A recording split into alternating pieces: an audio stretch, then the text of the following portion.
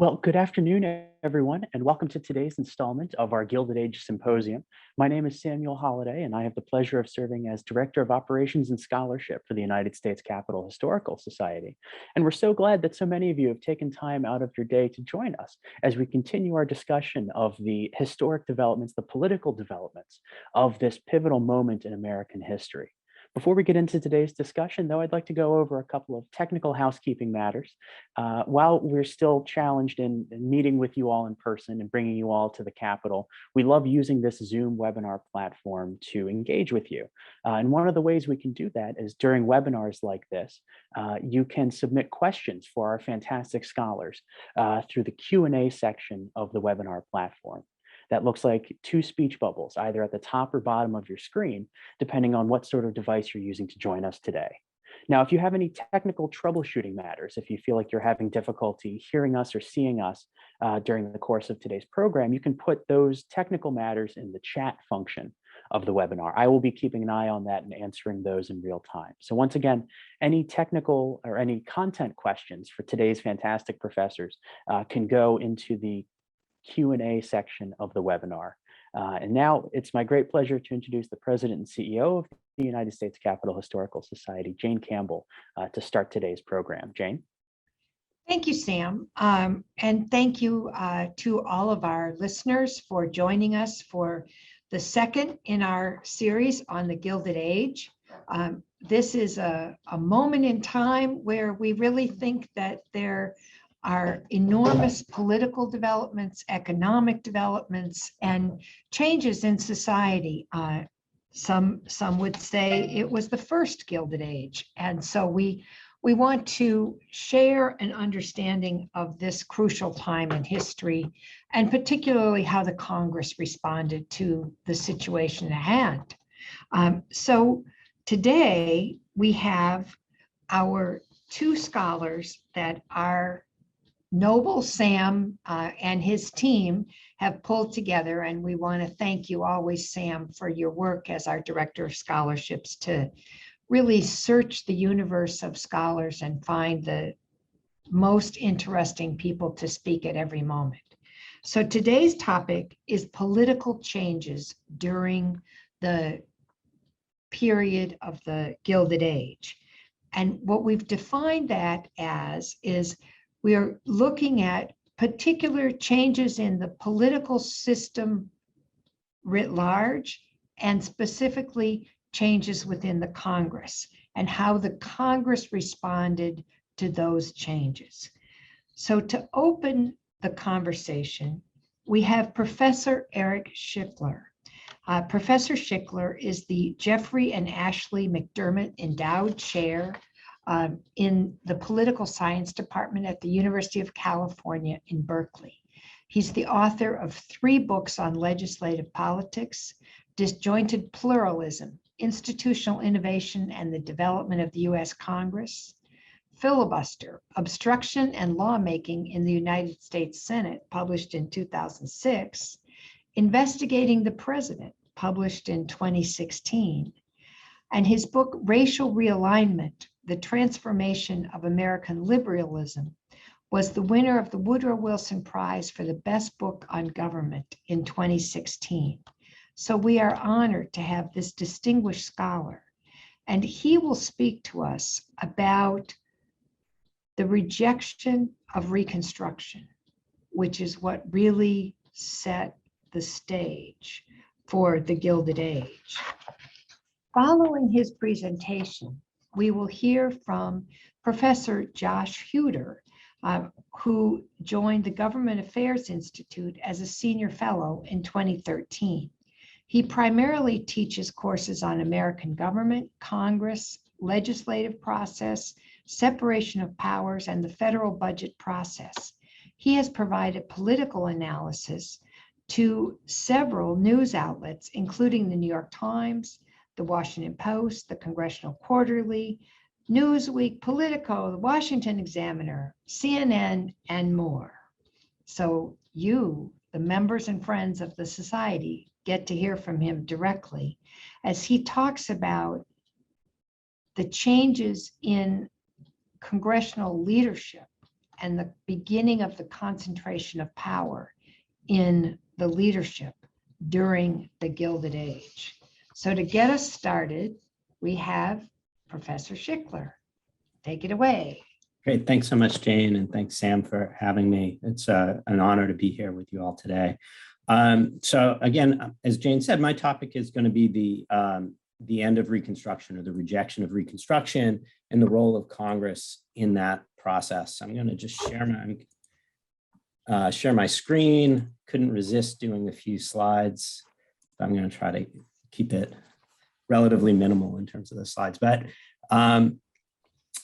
just to set this up, I think it's really important to note the stakes right up front with the end of Reconstruction, and really that this is a critical moment in American political development. And in particular, what Reconstruction aspired to do, and actually started to do, is really create the world's first multiracial democracy. Now, it's worth noting it was a very incomplete democracy, even at its height. You know, for example, women could not vote. There are others who could not vote. But within the kind of definition of democracy or understanding of democracy at the time, this was really a unique and critical experiment. So the promise here is just tremendous. And yet at the same time, you know, we have to see with Reconstruction, the rejection or the turning back of that as a kind of fateful moment of American history, where essentially a process of violence and disenfranchisement in the South effectively removed Black voters from the electorate and really set the stage for 80 years of Jim Crow. And as Jane alluded to, the start of, or the kind of consolidation of the Gilded Age that Josh will talk about in a little more in detail. So it's a tremendous pivotal moment in American history. And so what I'm going to try to do today is talk a little bit, very briefly, about why did Reconstruction fail? And the first thing I want to note is this is obviously a question that a lot of historians have spent, and political science have spent a much time thinking about. And the bottom line is, in one sense, there are too many answers. So for example, you can point to Andrew Johnson, the president at the start of Reconstruction, who really worked as hard as possible to sabotage this vision of multiracial democracy. You could also think more institutionally about the fact that the US government at that time was just simply much weaker, had weaker state capacity than it did, say, in the 1960s, and so was not up to the task of essentially holding back or suppressing the violence of all of these, essentially hundreds of thousands, even millions of ex-Confederates, each of whom had guns and were determined to keep Black voters out of the electorate. You can also point to Northern racism and the lack of political will that created as sabotaging Reconstruction. And then finally, a lot of folks have pointed to the hostility of the Supreme Court, where the court really interpreted in particular the 14th and 15th Amendments, as well as the legislation passed by Congress, in ways that made it harder for Reconstruction to succeed. So there are all these explanations for this one big phenomenon. But what I want to do today is think about it from Congress's perspective. What is Congress's role in this process? And maybe that can help us think a little bit about some of the causes just a bit more systematically. All right. So first thing I want to say, though, about Congress's role is on the positive side. If you think about this vision of multiracial democracy, it was really a congressional vision, in particular what's often referred to as radical Reconstruction, which was a congressional product, a reaction against Andrew Johnson himself, who very much early in his administration tries to basically let the Southern states back in, let the former ex-Confederates back in under very generous kind of terms, and Congress turns that back. They override important vetoes by Johnson of the Civil Rights Act. They impose military Reconstruction on the South. It's Congress that really pushes for the 14th and 15th Amendments, which guarantee equal protection and not quite a right to vote, but prevent discrimination in voting based on race. And then as violence in the South really starts to get going in the late 1860s, Congress passes the Enforcement and KKK Acts in 1870 and 71, which are efforts to try to redress that violence initially. So first thing I want to say about Congress is actually it does play an important positive creative role at the launching of Reconstruction and in laying out this vision. All right, but Congress ultimately failed to defend its own work. And so the question is why? And I think there are a couple of factors to point to. A first thing to note is that, and this goes to the northern racism side of things, is members of Congress are always on the lookout to see what signals are being sent by elections. And really as early as 1866 and 1868, but then especially in the early to 1870s, they get signals of northern voters essentially rejecting strong pro-Reconstruction Republican candidates in favor of Democrats in several key states. And so that starts to essentially send a signal to Republicans that maybe this is costing us more votes in the North than it's winning us with Black voters in the South.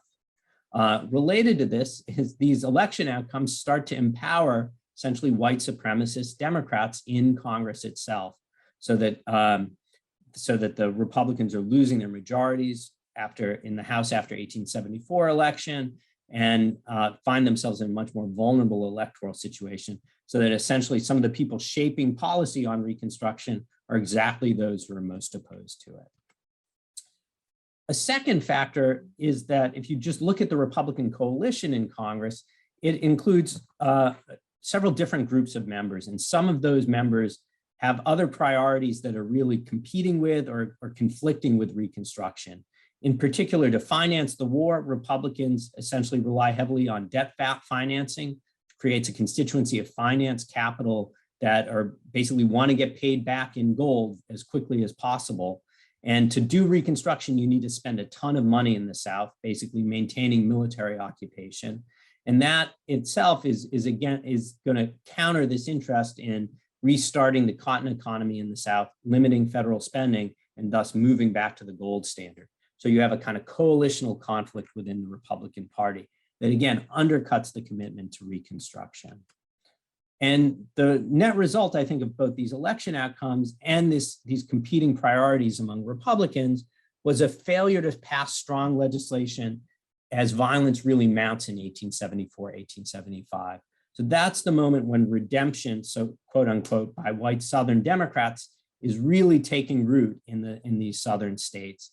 And basically Republicans have a choice, basically pass strong legislation that requires a lot of money and commitment to turn back that violence, or essentially allow the Southern whites state by state essentially to take over and shut out through violence and intimidation Black voters.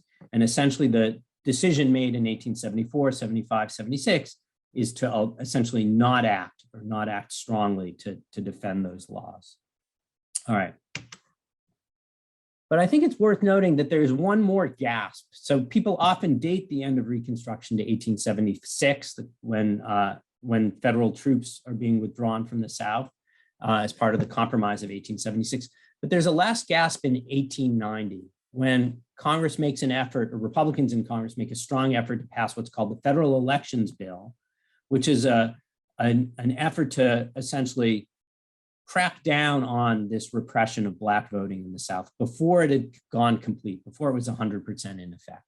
And it's worth noting this elections bill, known as the Lodge Bill, actually passes the House in an intense party line vote, with Democrats complaining, so viscerally opposed that, for example, as this cartoon alludes to, what's called the bourbon boycott, Southerners are actually threatening to boycott Northern industry, boycott the World's Fair in Chicago due to their outrage about this. But Republicans pass it, and this is actually a key moment in the creation of the modern House, because as in the lead up to the elections bill, the House passes what's known as Reed's rules that impose majority rule in the House, that end obstruction in the House. Prior to 1890, there were actually more filibusters in the House than the Senate.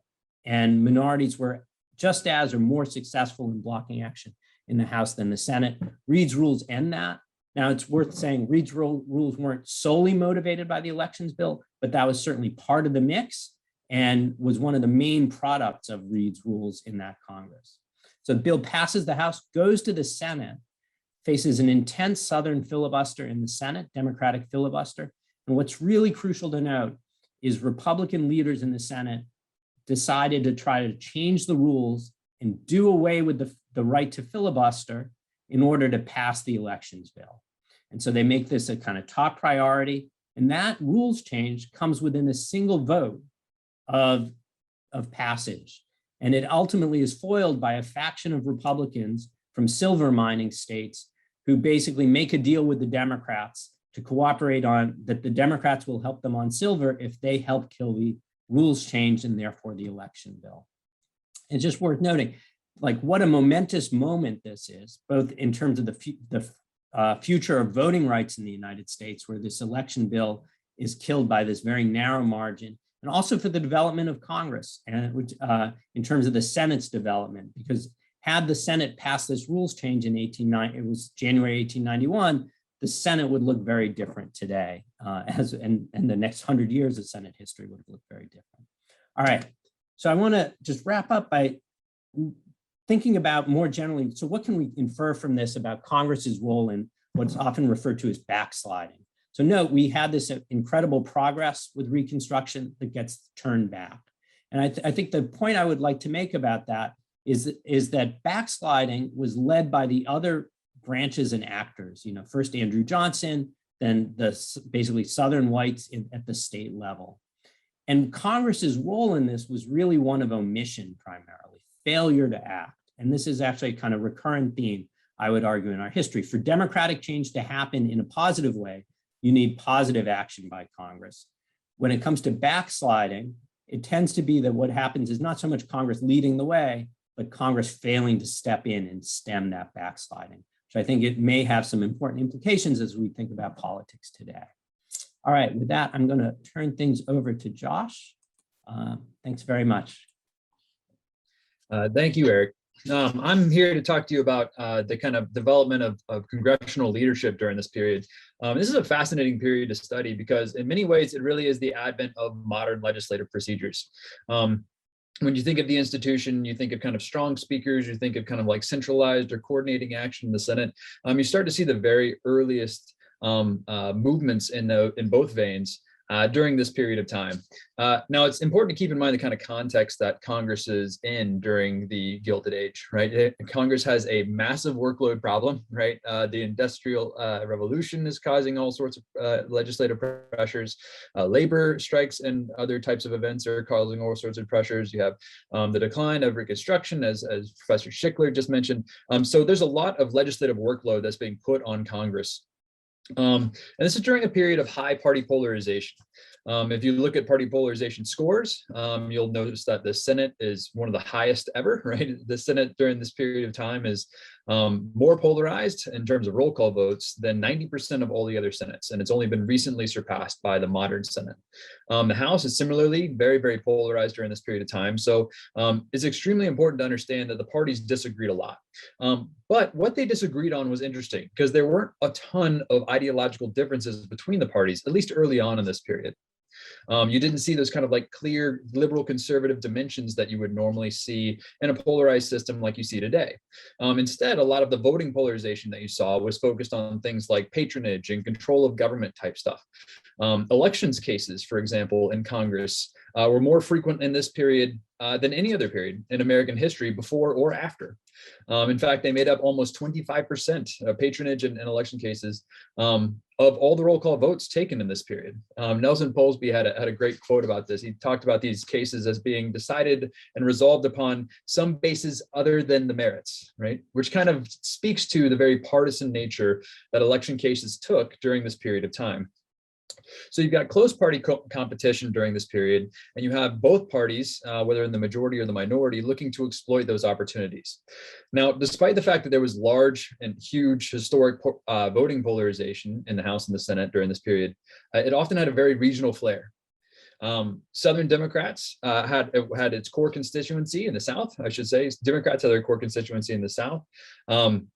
And they had their the other parts of their constituency were largely located in the Northeast, right?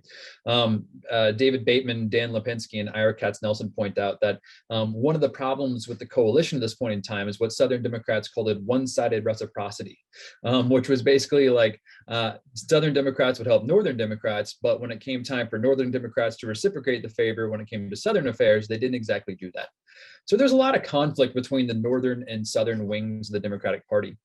Likewise, the Republican Party is kind of located in the Northeast with a lot of industrial core constituencies to it. And they had a vast coalition that spread out well west of the Mississippi and lots of farmland. So both parties are dealing with regional differences within their party that could actually splinter them on really core issues, particularly things like the tariff. And this sort of division with very high party polarization and party unity on many issues, complemented with a lot of regional flare-ups, defined the way the House and the Senate developed. Now, it's interesting because you had all of these things kind of in and around Congress, but the House and the Senate developed in very different ways during this period of time. The House took a very strong kind of structural basis to its development, right? Highlighted by dominant speakers. The Senate, on the other hand, took a more committee approach, right? Where collegiality and cooperation was more at the center of party efforts. So it's important to keep in mind, and I'll take just a quick look at both chambers during this period of time. Now in the House, which is easily my favorite institution of all time, so if this talk is slightly biased towards that, it's because I'm more of a House guy. But that said, the speakers of the House during this period are kind of highlighted as strong and more brazen going along with time, punctuated by Czar Reed and Reed's rules, famous for eliminating the filibuster, and in particular, the disappearing quorum, which was the most prevalent form of the filibuster back then. If you're not familiar with the disappearing quorum, it was a very fun and sort of entertaining tactic. Basically, what would happen is a bunch of legislators who were in the House at the time of a roll call vote simply wouldn't respond to their name when they were called by the clerk.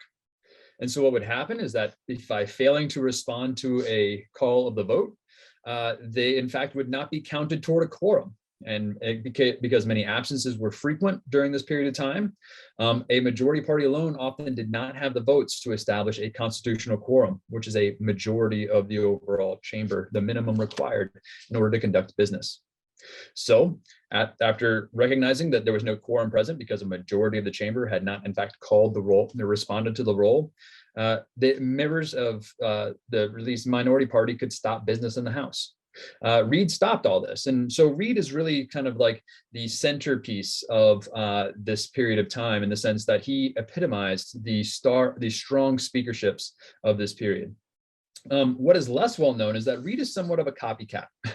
And what I mean by that is that he really picked up and accelerated a lot of trends that were already in place.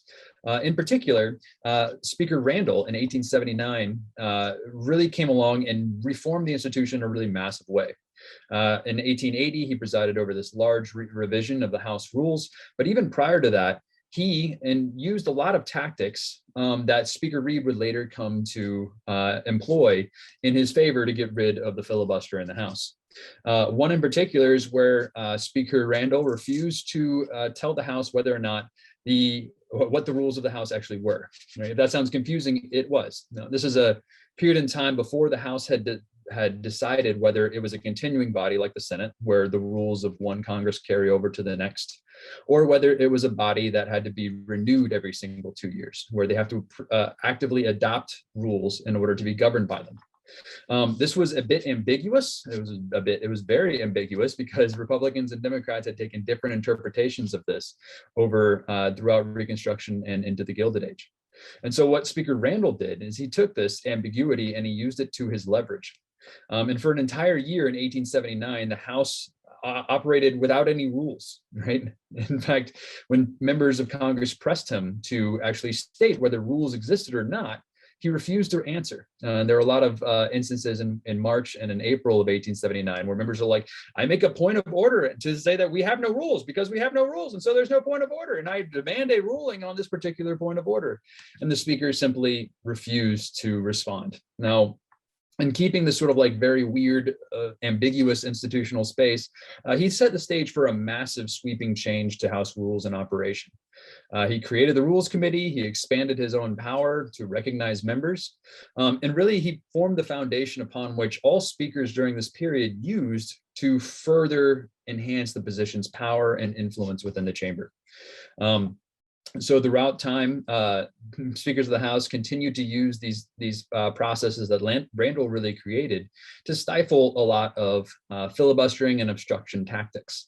So for example, in 1883, did he load the rules? He did. He created the rules committee. It was a select committee, but then it was a standing committee. I'll get to the questions later. I apologize. I can't help that though. So for example, in 1883, the first speaker to use special rules, used the rules committee to create a special rule to get the tariff out. In 1883, in the 1880s, Speaker Carlisle used it for a variety of different purposes to stop filibusters and order business. And on top of that, it wasn't just to get over minority obstruction. There's a sense that the growing power of the speakership was simply to stifle minority rights. And that's not necessarily the case. Speakers also expanded their authority to manage their own caucus. There's a very famous instance in which Speaker Carlisle refused to recognize members of his own party. Now, the most prominent example of this was in 1887. Speaker Carlisle was speaker. A former speaker, Speaker Randall, the one who kind of set all of this in motion, was appropriations chair and still a member of the Democratic caucus at the time. And they were part of rivaling factions. Speaker Carlisle from Kentucky, Speaker Randall from Pennsylvania. They represented different wings of the party. And in 1887, Speaker Carlisle refused to recognize anybody from the Northeastern Democrats because he was afraid that they would offer tariff regulations and tariff amendments to any legislation. And so in 1887, there's a Washington Post byline that says, "Will a Randall Democrat be recognized today?" And the answer was no. Speaker Carlisle refused to do that because it would split his caucus and he would not be able to control what legislation was going through. So basically, throughout this period of time, you have extremely powerful speakers gaining influence over this period. In the Senate, it's a little bit different, right?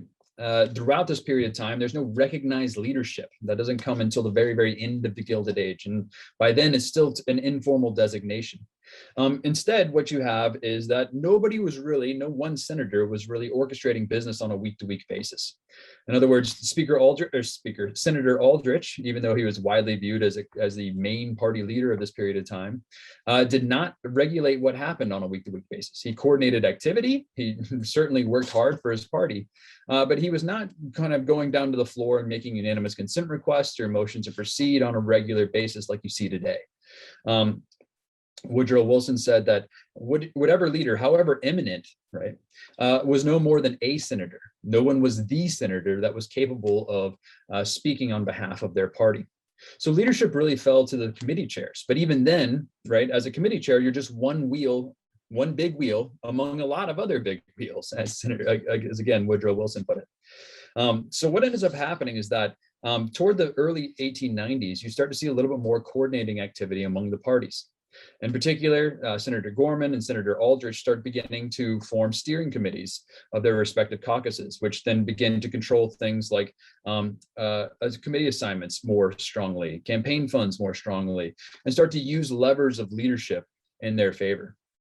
It's not until the mid-1890s really that you start to see out and out strong party leadership, at least within the institution.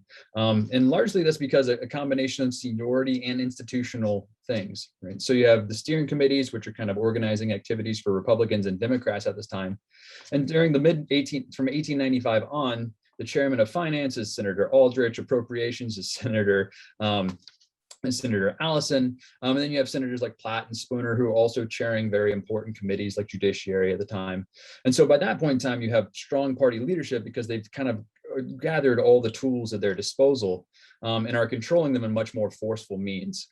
And in 1899, you start to see things like the Democratic caucus chair being recognized as the minority leader, even though that's still an informal designation at the time. So you have very close control and close partisan control, and that often instigated and helped foster a sense of stronger party leadership in Congress. But they took very different forms, and they were accustomed to the types of norms and traditions that were prevalent in each institution.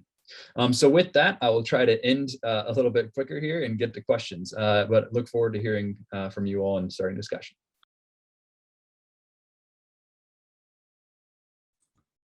Well, I can tell that we got a lot of questions brewing with our folks. Already somebody was asking, and you took a minute to try to take it. When the Rules Committee emerged as a very strong body, did the Speaker try to load the Rules Committee with his allies? That's a bit of it's a trick question, sort of. So yes and no.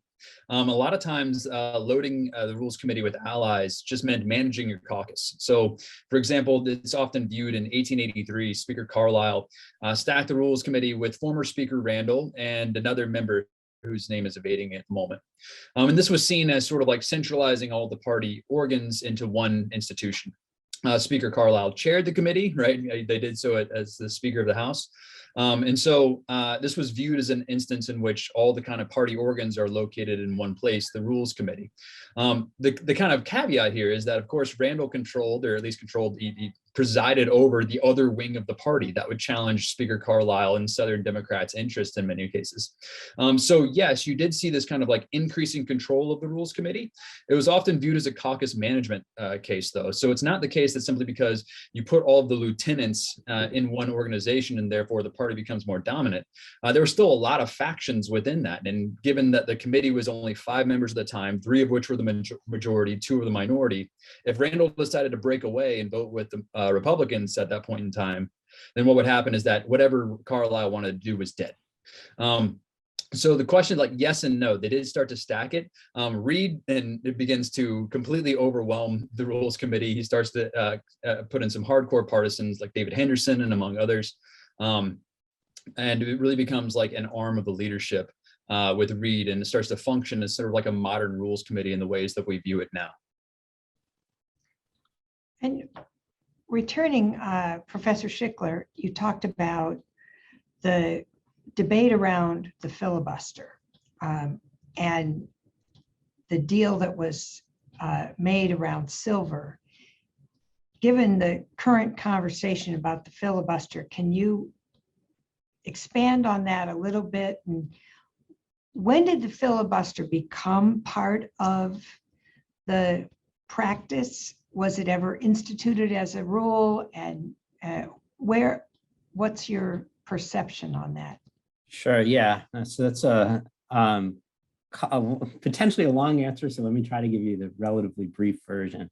So there was no rule in the Senate legitimizing the filibuster or saying explicitly you can filibuster. It emerged basically as a set of practices due to essentially holes in the rules, or a bunch of different provisions of the rules that were put there for different, and precedents that were put there for different reasons, not anticipating obstruction, but could then be used to obstruct. And so really the story of the 19th century is that the filibusters were actually quite rare and almost never killed legislation. And basically the only times at which a filibuster succeeded was at the very end of a session, so really close to the end when time was really short, and when the minority cared a lot more about the issue than the majority. So under those circumstances, they could kill legislation through basically combination of long speeches, and as Josh talked about, these delaying motions, constant motions that would be used to try to slow things down.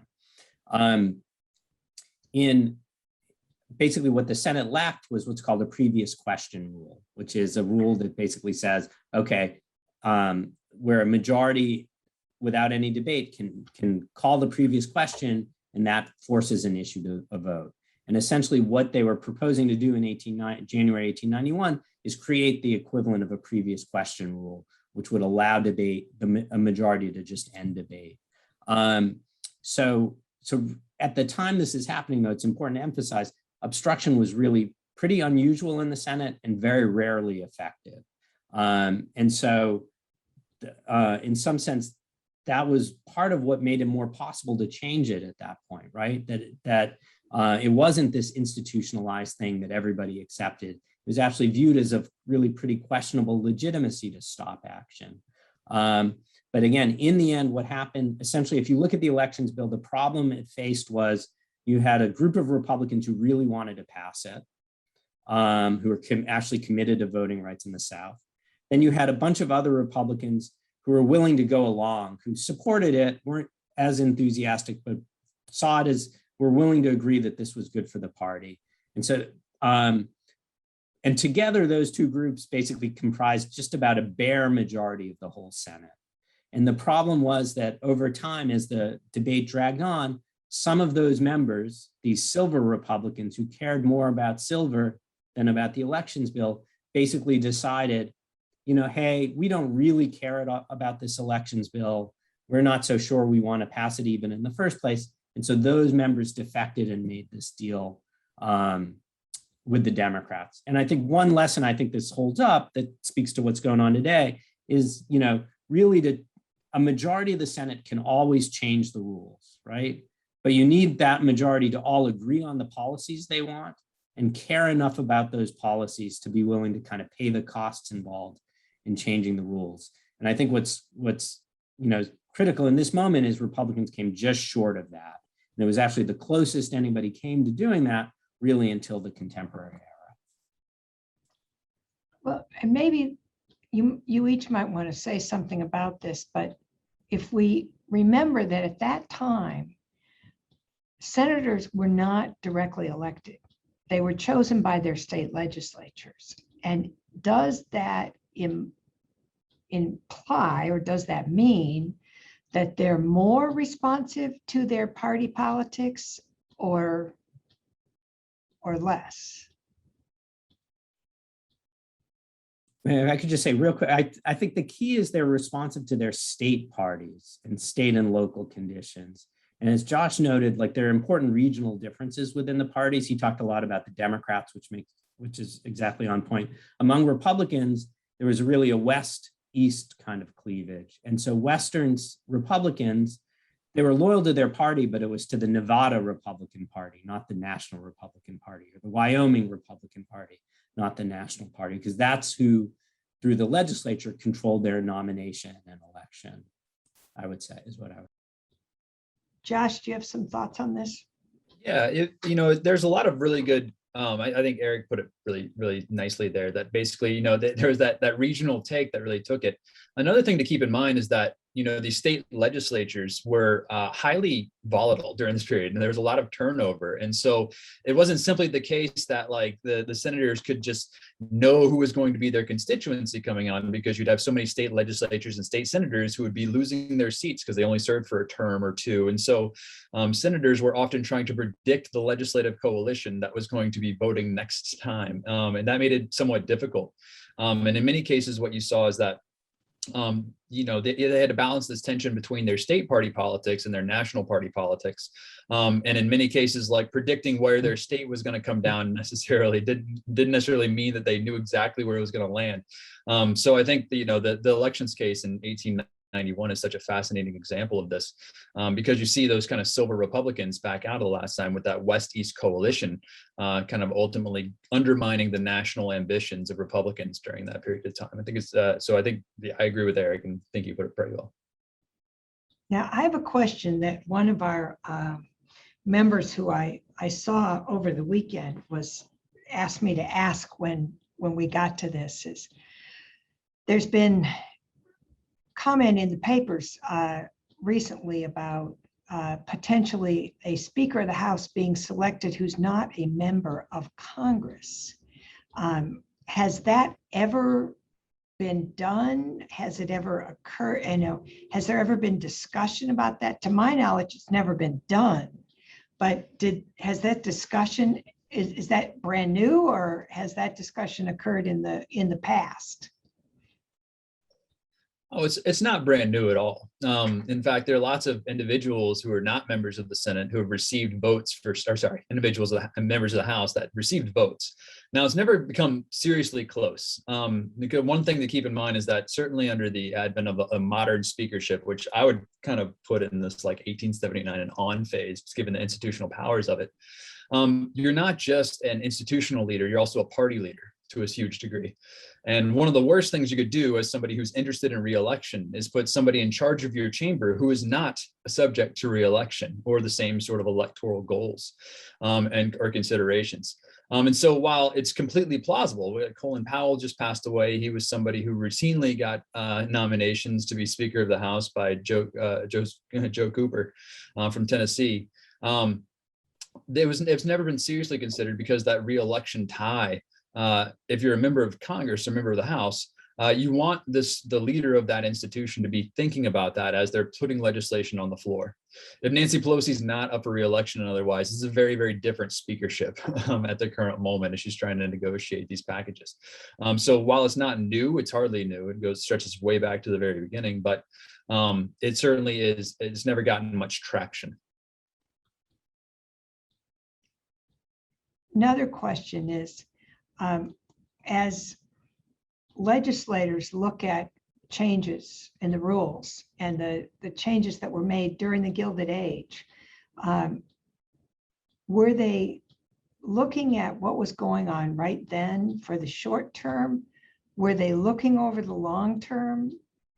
How is there a difference between senators with 6-year terms, House members with 2-year terms in terms of the horizon that they look at when they're trying to deal with structural changes in the Congress?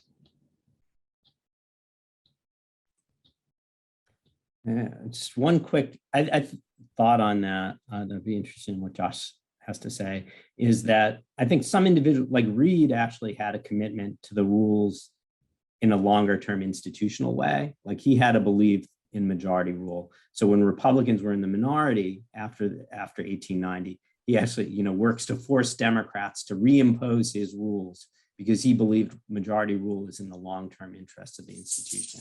I think most political scientists would say that kind of longer-term perspective is pretty uncommon, but it at least was there in that case.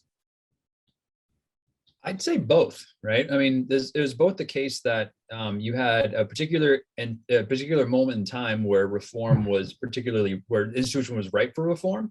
You also had ongoing kind of long-term concerns about reform and the rules of the House. And there are a couple examples of this. I mean, before the Reed rules is a really important moment. And there are a few things that are happening. One, the Congresses right before Reed in the 51st Congress, when he makes these changes, are completely shut down in many cases. In particular, the 50th Congress got almost nothing done, very little serious legislation done. One of my favorite moments from this period of time is in 1888.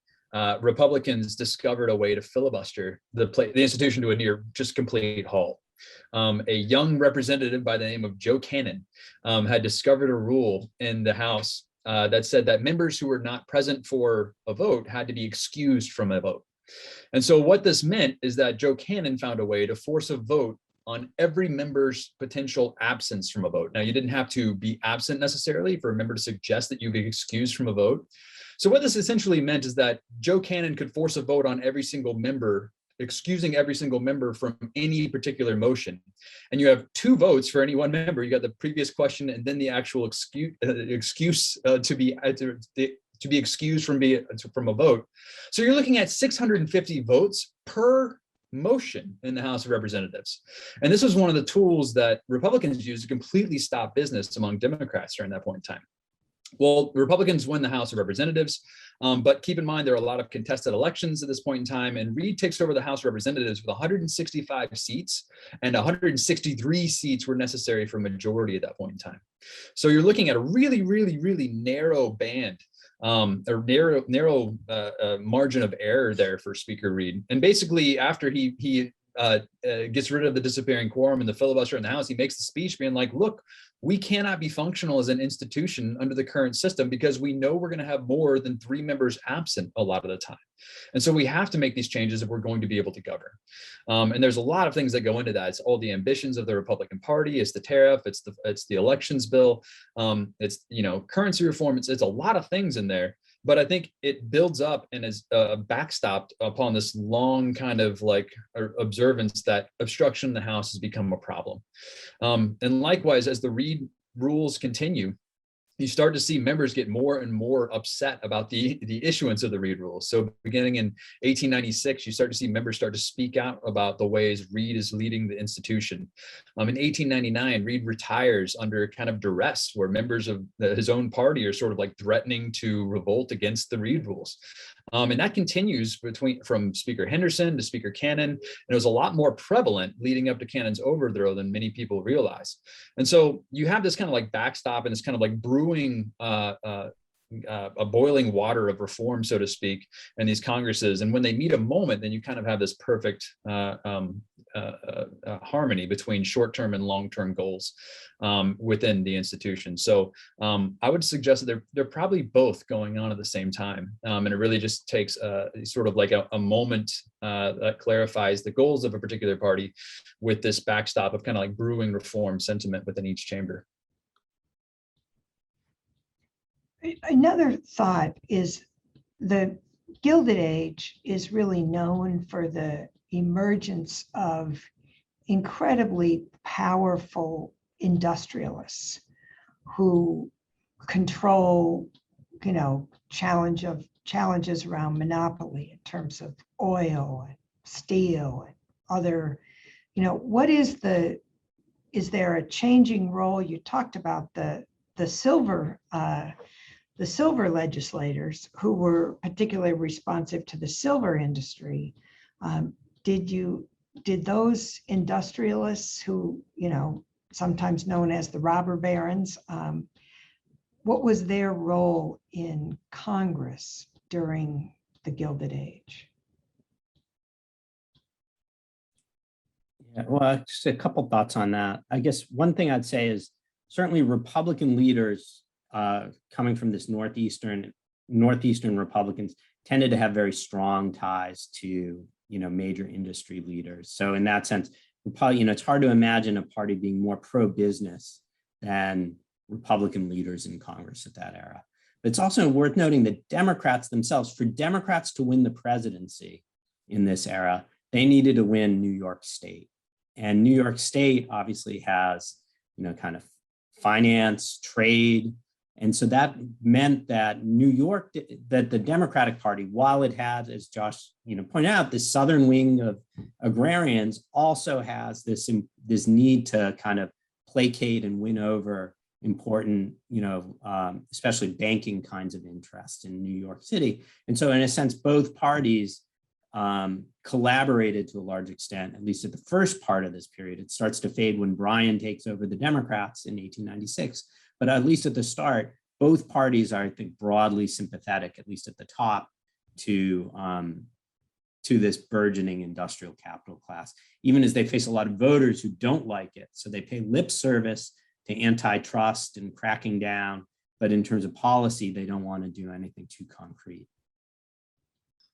Yeah, there's this kind of fascinating, I was part of a talk at a Congress and History conference a few years ago. They brought in this great historian, and he talked, his kind of like keynote speech was, what is a monopolist or anti-monopolist in Congress? And his whole point around this is that the definition shifted across time, because you could find them in both parties. You could find them in the North and in the South and in the West. And there was no kind of like tangible element that was anti-monopolist, and it speaks to this sort of like very sort of strong connection to business interests, generally speaking. Another point to keep in mind is that indirect elections were sort of very well known for bribery and corruption. This period is not exactly a period of like very virtuous elections in American history, certainly like the 1880s and 1890s. There's some specific instances in the 1890s and 1880s where Benjamin Harrison made a speech in Indiana talking about the virtues of soap, which is what they referred to as vote buying money. But more often than not, it was a very inefficient means to win elections, because you just didn't have enough money to really make a difference in this. Now, it's different when it's indirect elections, because there is a small quantity of legislators who you could target and you could actually put substantial funds toward. And so it's very, very well connected to kind of corruption and the party systems, generally speaking.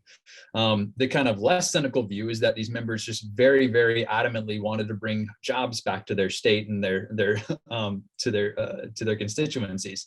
The more cynical view is that they were often very, very well connected to business interests, and that interest was often financial in nature. It's very much a part of this whole Gilded Age, and I think that that term really puts a nice point on the politics of the moment as well. Well, the other thing that was going on at this very same time is there was continued expansion of the Union and adding new states. And every time there was a discussion about adding a state, the question was partly, what are the politics of that? What are the politics of the state? What are the politics? How did all that play out in the Gilded Age?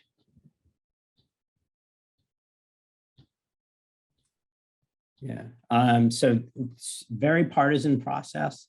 In particular, Republicans were the party that had unified control more often. They had it at the very beginning during the Civil War, early Reconstruction, and then briefly in 1889 to 91, used it to admit states they expected to be Republican in the West.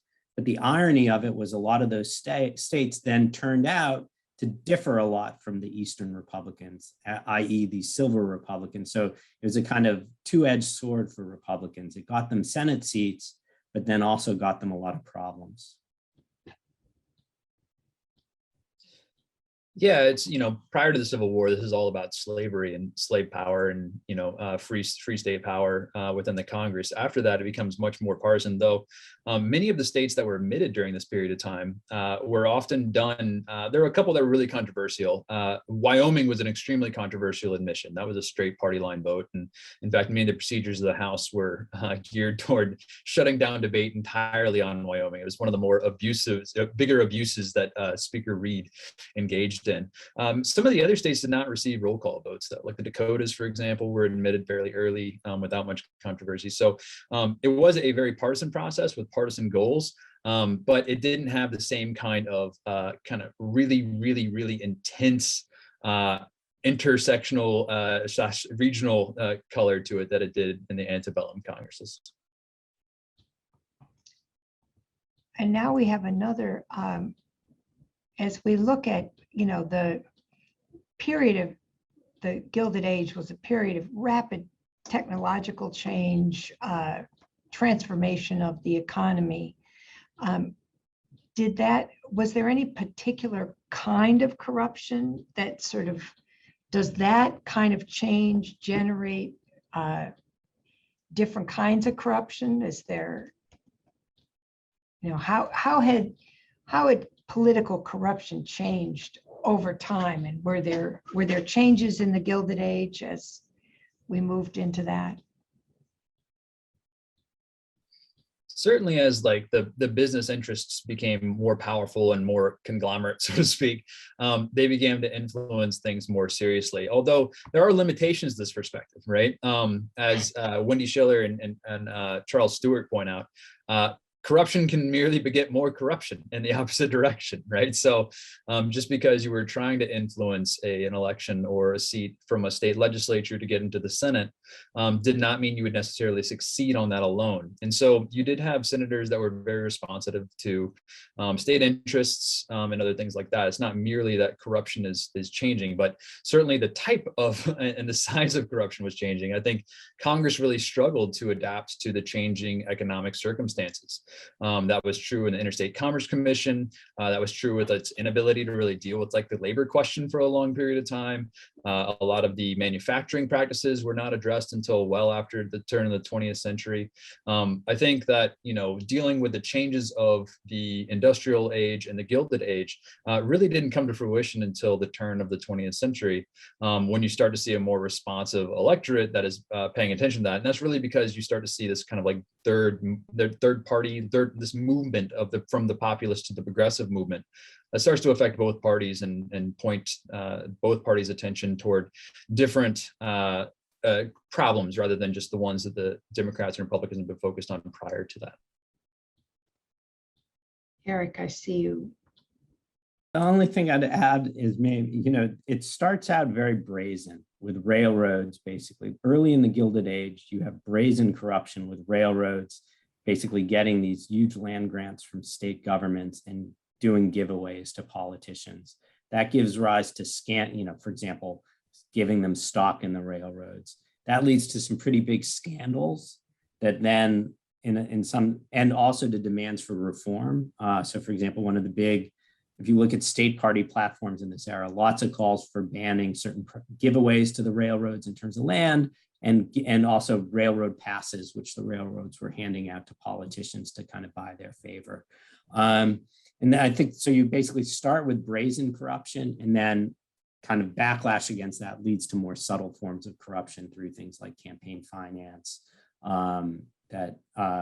where, for example, Nelson Aldrich in the Senate, part of his influence was through the fact that he could help secure funding from corporations for lots of Republicans in the legislature. Looks a little bit more like modern corruption or modern politics than at the early part of the period, which is just much more like explicit quid pro quo giveaways. Well, and as the Gilded Age transpired, you know, and we're going to be talking about this in some of the upcoming events, there was a political response to the accumulation of economic power, to the inequality, and out of that we saw an 8-hour day, the rise of labor unions, you know, regulations around child labor, ultimately, you know, continuing press for women's participation and women's suffrage. What, you know, what's your sense about how was the arc of those two things as you move from the rejection of Reconstruction, the consolidation of power, and the creation of the Gilded Age to what then became the Progressive Era? Nice, easy question. You know, it's a good softball for the last question. I just, you know, I want you to. I guess I'll take a partial shot first, a quick shot at it. I think that one of the things that the end of Reconstruction, well, one reason Reconstruction fails that I didn't talk about is the kind of bizarre class coalitions of the parties. The fact that Republicans initially aimed to be the party of business in the North, but formerly enslaved people in the South, very different class positions. Democrats are the party of both the plantation elites, but also trying to represent some Northern workers, yeoman farmers, and so on. That doesn't leave a lot of space within the party system for example, labor movements and other kinds of reform movements. And so as Josh pointed out, what you get in the 1890s is those kind of forces start expressing themselves more effectively through third parties. And then ultimately that forces the national parties to start to adapt. And what's striking in the early and progressive era is both parties essentially start to try to compete to be seen as the progressive party by 1910. And so I think that's a story really of the parties being forced to adapt to pressures from below, despite themselves in a sense. Yeah, I'd agree with that. I think that, you know, everybody points to the progressive movement and kind of pressures that were placed on the Republican Party during the period as you start to go from the late 1890s to the early 1900s. But really, there's a movement within both parties, and there's a lot of progressive sentiment building up within the Democratic Party during this time that's really kind of suppressed because they're in the minority party and nobody really wants to pay attention to them that much. But it really sets the stage for Woodrow Wilson's presidency and the Democratic majorities of that time from 1911 on, where you're talking about pretty aggressive types of progressive legislation that were in the Republican Party, but also the Democratic Party as well. And I think that, you know, both parties were sort of railing against this and trying to hide it in some ways, but it really took over both parties, and it manifests in the way that they organized the chambers. By 1910, both parties have adopted a sort of decentralized structure that was indicative of the type of progressive politics that were taking up more and more of the party's attention in the party's constituency, both in the South, North, and otherwise.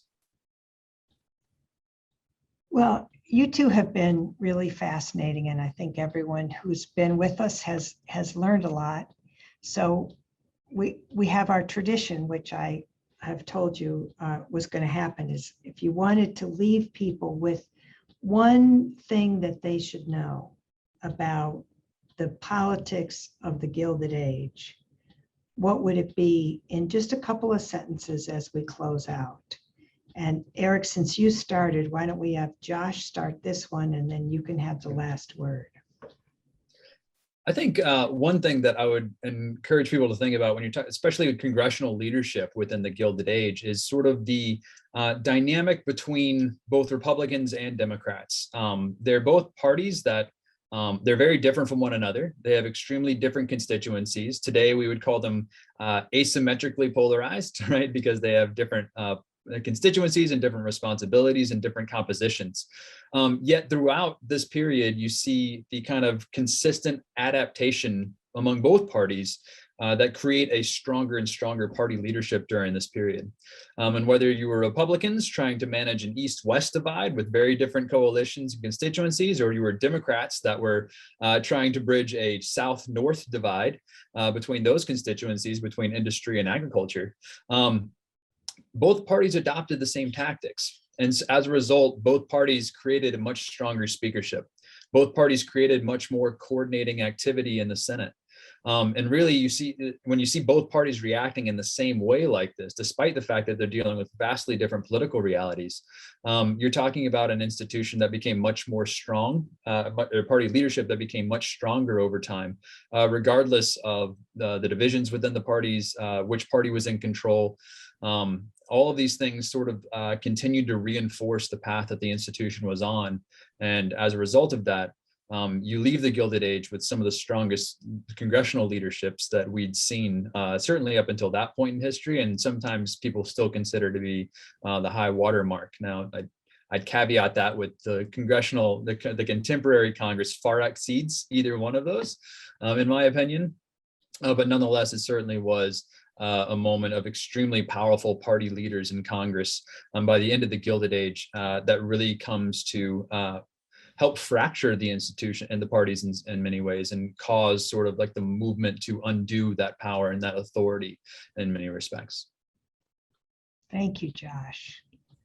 Eric, you have the last word. What should we know? I guess what the lesson I would draw is the critical role of Congress in, first of all, creating the potential for democracy in the United States, effective democracy, but then also the necessity of Congress taking action to defend that democracy. And so the failure to do so in 1875 and 1890-91, it's a kind of fateful moment. And as we think about our democracy today and going forward, really the responsibility of the institution, members of the institution, to take seriously that role and know there's nothing inevitable about preserving kind of core democratic norms and institutions. Congress really needs to take a proactive role in doing that. Well, thank you. We do believe that one way to take a proactive role is to understand the history of where we've come from, what we've learned, and each of you has contributed to our understanding. Thank you very much for contributing your time and your talent. We're really grateful for you being with us. We're grateful for our members who are with us. And as we always do at this time, we say, remember, we are a nonprofit organization that lives by the support of our members. Thank you for your donations. We have upcoming, we are midway through our symposium. And if you look ahead, next week we'll be talking about economic changes in the Gilded Age, following with the real disparate economic impact of the Gilded Age on different populations. Then we look at art and culture as it emerges during the Gilded Age. And then we go into Thanksgiving week. And we have a historian who's going to talk about the mythology and the history of the first Thanksgiving from the perspective of the Native Americans, who had a slightly different perspective than the Hallmark card perspective. And that will be an interesting conversation on Tuesday, the 16th. And Robert Watson from Georgetown has just come out with a new book on George Washington's final battle in the creation of Washington, D.C. as the capital city. And so that is coming up on the 18th. So as we say, our programming is rich and full, and we invite you to participate. Thank you again, Professor Huder, Professor Schickler, We are grateful for your being with us. Thank you to our members. Join us again next week. Be well. Goodbye.